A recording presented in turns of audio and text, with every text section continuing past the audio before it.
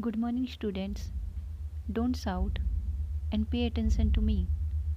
Today I am going to teach you a new and beautiful structure that is in order to. इसका मतलब होता है के लिए और ऐसे सेंटेंस में सब्जेक्ट का एक पर्पस होता है और उस पर्पस को पूरा करने के लिए सब्जेक्ट कोई भी एक काम करता है. Okay, so now we have to know the rule of using in order to.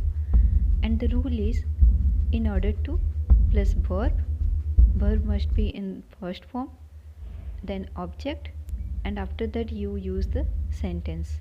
You can use the sentence in the beginning as well. For example, I will do my best in order to teach you English. We will save money in order to buy a new house. मैं आप लोगों को English सिखाने के लिए अपना best दूंगी.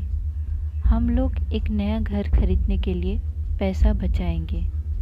ये दोनों सेंटेंस सिंपल फ्यूचर में है, इसीलिए विल यूज़ हुआ है और इन ऑर्डर टू के बाद वर्ब का फर्स्ट फॉर्म यूज़ हुआ है.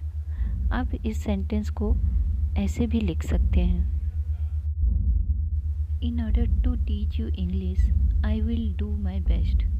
इन order to buy a new house we will save money. आप इन ऑर्डर टू को पहले यूज़ करके उसके बाद मेन सेंटेंस को बोल सकते हैं या लिख सकते हैं. Now let's see some more example of it. We eat in order to live. We ran in order to arrive school in right time.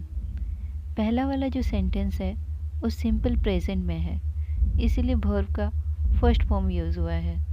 और सेकंड वाला जो सेंटेंस है वो सिंपल पास्ट में है, इसीलिए वर्ब का सेकेंड फॉर्म यूज़ हुआ है. अब हम इन ऑर्डर टू का नेगेटिव फॉर्म देखेंगे.